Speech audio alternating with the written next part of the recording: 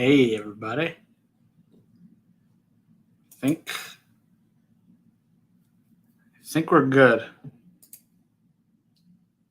Wow. This is weird. Oh, I have to mute myself. That's not good.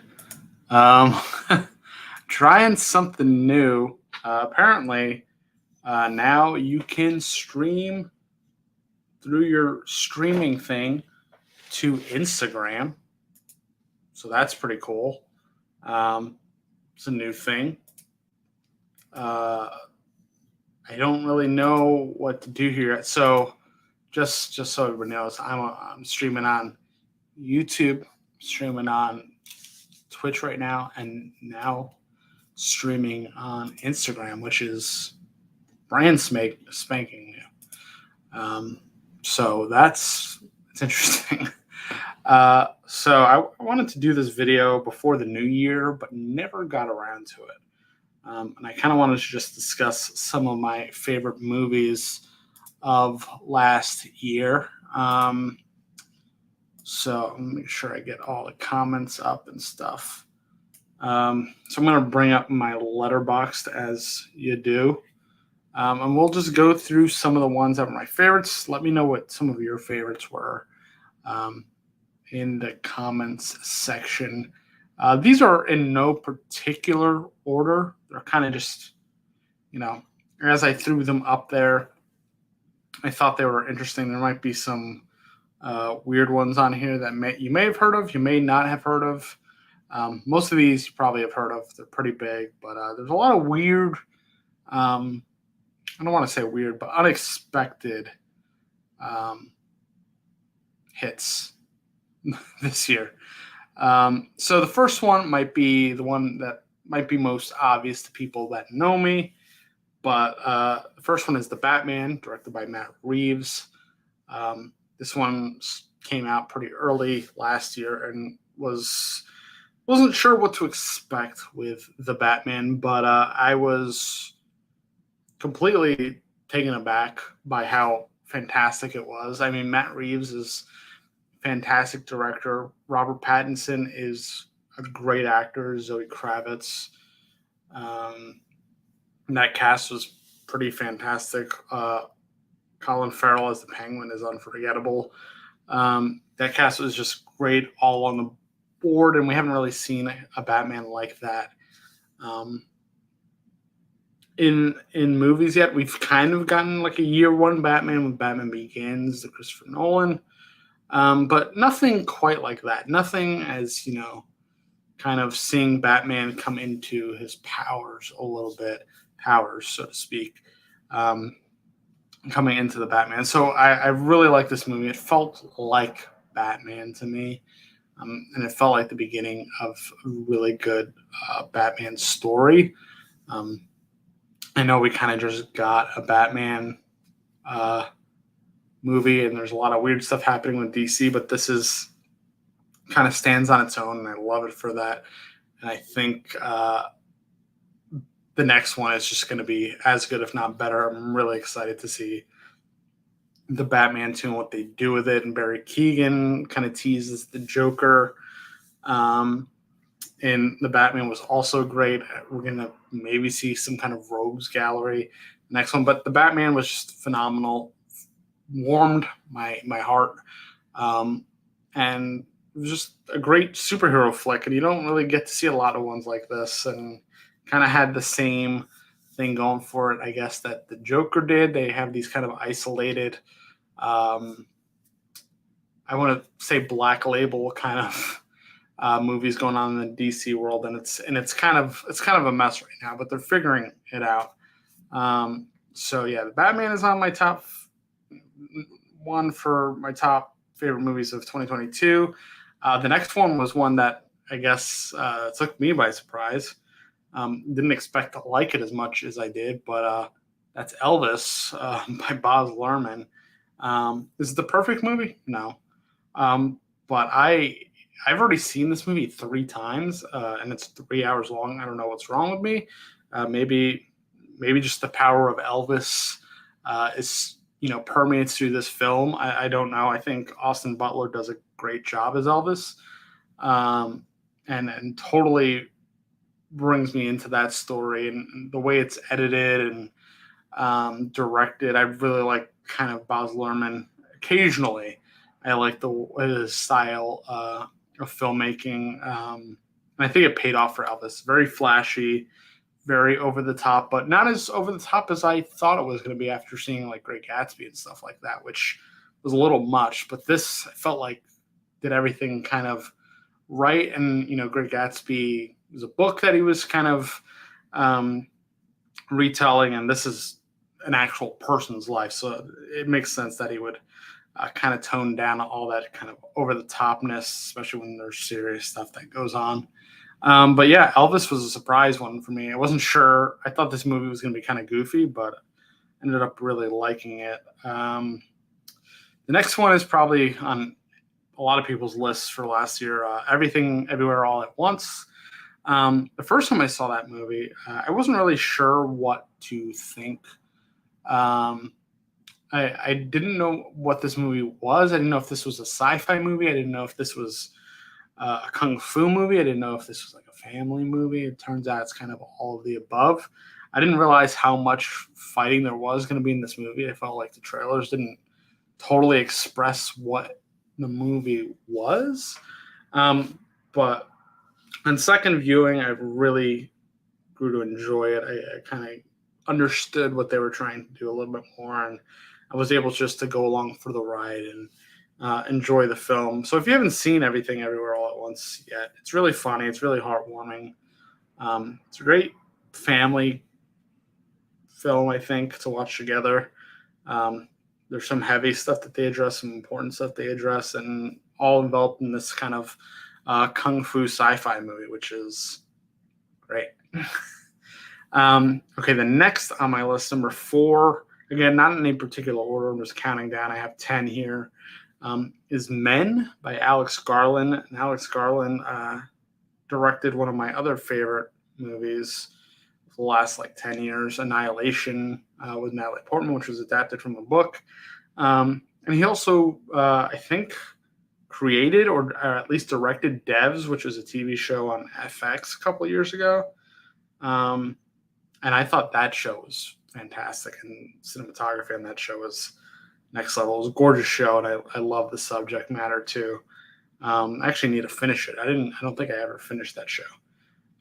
But Men, it's hard to describe. Jessie Buckley plays Harper, and she goes, she gets into this thing with her husband. She sets up a divorce. Something really traumatic happens, so to go clear her head, she works as a caretaker, I guess part-time for this.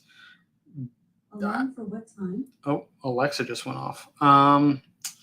She goes to this she goes to the English countryside to take care of this home, and then alarm for what time?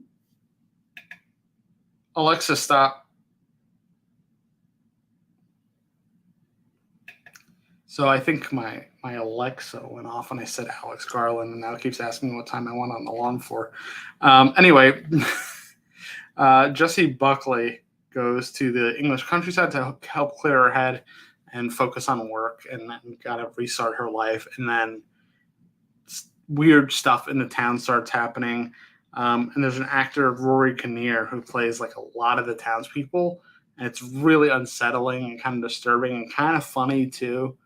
I love the soundtrack of this movie as well. It just has some kind of weird, mystical, woodsy, haunting kind of vibe. And there's a little bit of body horror. It gets kind of freaky, and I don't want to go too much into spoilers, but I definitely recommend if you like horror movies, especially weird horror movies.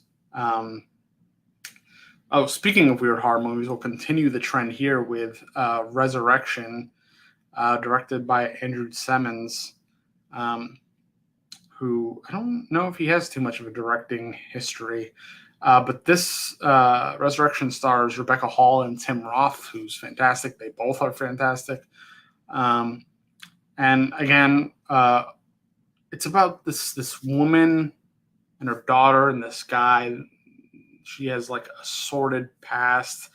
Um, this artist guy played by Tim Roth, and um, apparently they got up to a lot of weird stuff when she was younger, and her parents. It's a really a lot of weird trauma tied up in this story, and there's this whole kind of theme of motherhood and what does that mean in growing up and relationship um, with men, specifically older men or people in positions of power, and there's like a grooming thing that kind of happens, and it's all balled up into this thing called resurrection, and there's like some pretty bizarre stuff that happens in this too. But I think this movie did not get the attention it deserved.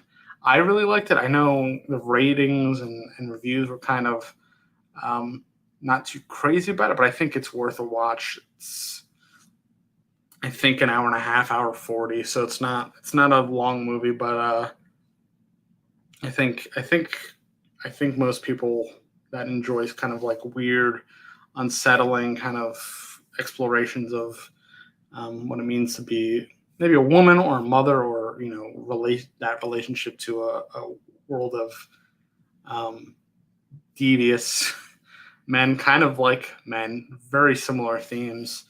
Um, but you could watch it and come to your own conclusion if you're interested. Resurrection, look it up. Next one on my list is another big one from 2022, Nope, by Jordan Peele. I feel like this is an obvious one, an easy one. Nope I think, has become my favorite Jordan Peele movie. I picked up the Blu-ray, really enjoyed it a lot. I'm a big fan of alien movies or things with aliens in it, and I think Nope does it in a very cool way. It plays with a lot of there's a lot of love for movies and cameras in this movie, and I'm a big fan of kind of the technology behind cameras and how they affect our world, and the whole thing of um, it's big. It's kind of a spectacle is the word that they used a lot when Jordan Peele was kind of promoting this movie, spectacle, and kind of our relationship to the spectacle, and our drive to create one or to capture one. And I think it deals with a lot of big ideas, and it's wrapped up in this great family kind of thriller. I wouldn't call it horror, sci-fi thriller kind of thing, Old West thing. It's just super well-rounded movie. There's a lot going on. There's something for everybody, I think. So Nope was an easy pick to put on my list for top movies of the last year. Moving over to another one that just dropped on HBO Max, I believe, The Menu, directed by Mark Mylod, who I wasn't familiar with a lot of his other work, but apparently he did Ali G back in the day, if you guys remember that show. But The Menu has Ralph Fiennes, Anya Taylor-Joy, Nicholas Hoult, John Leguizamo. There's a bunch of notable people in this movie, but it's about a group of people of note, I guess, or people with some money to spare that go to this isolated location to eat food from this menu that Ralph Fiennes' character creates, and it's very artistic and very thematic and thoughtful. And of course, things kind of go down from there, and a lot of strange and kind of hilarious stuff happens. I thought this movie, I mean, it's supposed to, I guess, be like a thriller horror, but it's also very funny. I think intentionally funny. I hope intentionally funny. But some of it's a little tongue in cheek, which some people might not like. But I kind of like when there's some genre twisting or genre even flipping there. I like to be subverted on occasion. But if you haven't seen that one, I think it's streaming now, so you go check it out. Number 7 is the Weird Al movie, Weird Al Yankovic, story by Eric Appel, or directed by Eric Appel. Starring Daniel Radcliffe as Weird Al, Evan Rachel Wood as Madonna, Rainn Wilson as Dr. Dement. This movie was better than it had any right to be. I really love the Weird Al movie. I don't know if this is on a lot of people's top 10 for 2022, but I really enjoyed the Weird Al movie, guys. I think it was hilarious. I think it was wacky. I've been wanting a movie that was just kind of unhinged and stupid and ridiculous like this, and I got that. And it's a Roku original film on top of it, and I just really enjoyed it. It's going to be a movie I probably watch for years to come, just because it's easy to watch. It's funny, you can just sit back and enjoy it and have a good time.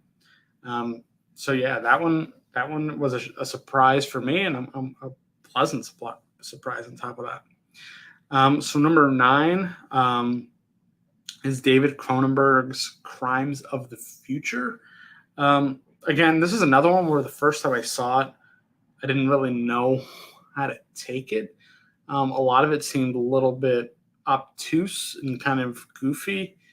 Obviously, it's playing with important themes about, the evolution of the human body and how it will interact with the environment around it, and how our bodies will be used, or how we'll choose to use our bodies, whether we like it or not. And the body will begin to evolve to adapt to the world around us, and we may or may not be ready for it. And it's fascinating in hindsight, and for whatever reason, Kristen Stewart's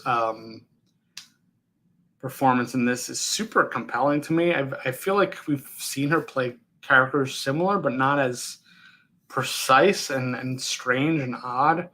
I really was kind of drawn every time she was on screen for whatever. I can barely explain it. But she was just so, I don't know, enigmatic. I don't know if that's the word.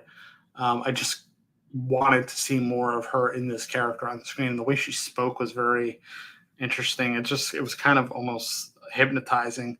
Viggo Mortensen and Lea Seydoux, yeah, play this kind of artsy tag team kind of people that, they tag up each other's organs, or they tag up Viggo Mortensen's organs because he's like evolving and he's able to like grow all these organs that they have to replace and they could remove because they're kind of just weird evolutionary things that happen. Anyway, go see the movie. It's a lot of weird body stuff. If you're not into that, maybe skip this one. But I think there's some interesting themes in this one. Some just interesting visuals on top of that. But that is one I think might be streaming now, or the movie is out on Blu-ray. You probably could find it somewhere, maybe rent it. If you're familiar with Cronenberg and his other work, you might enjoy this one. Definitely doesn't seem wasn't as horrific as a lot of his other movies. It was just, he was trying to say something. And the last one came at the very end of the year, and I knew I was going to like this movie, but I didn't know how much. I ended up really enjoying it. And it's The Whale by Darren Aronofsky. Really, really like this movie. I know there's a lot of controversy right now surrounding it, and people are not happy with kind of the portrayal of this character in the film, but I think it all has a place, and it all, this story has to be told. I think it's an important story. And I think Brendan Fraser does a good job of bringing gravity to it and weight to the character. And it doesn't feel like him or Aronofsky are like playing at this or trying to mock it in any way. It's just a very vivid, almost surreal glimpse into the life of somebody who's kind of lost his way and is trying to redeem himself in any way he can, kind of as he's suffering. Still trying to find the good in people. So I think it was very heartwarming, at least for me.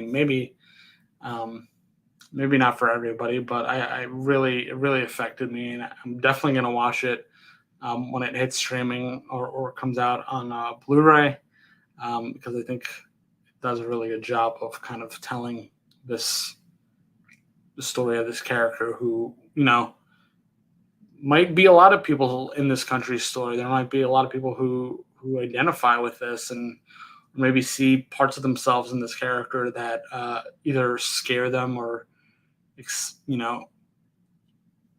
don't know, motivate them to a capacity too.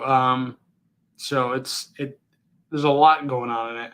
I know it's adapted from a play, and I'd love to read the original play as well. But those are my top 10 of 2022, guys. I felt like the year was a lot of more miss than hit for me. It was kind of hard to even scrape together this list, but these films are just ones that stuck with me. So the Batman, Elvis, Everything, Everywhere, All at Once, Men, Resurrection, Nope, The Menu, Weird Al, Crimes of the Future, and The Whale. Let me know in the comments what your favorite films of 2022 were. I want to know if I maybe missed something, or maybe like a film that I didn't, or vice versa. Really curious to see what you guys saw and really enjoyed last year. Looking forward to new films this year. Maybe I'm going to do a separate video about films I'm looking forward to in 2023. I know there's a lot of good stuff coming out. So look out for that. But I'm going to leave it there. If you're new to the channel, subscribe, of course. Like the video, share it, do all that good stuff. Thank you guys for tuning in. I'm heading out. I know some people are popping in now, but it's already past midnight here. Wow, just realized that. Thank you guys for watching, and I will see you very soon. Talk to you later.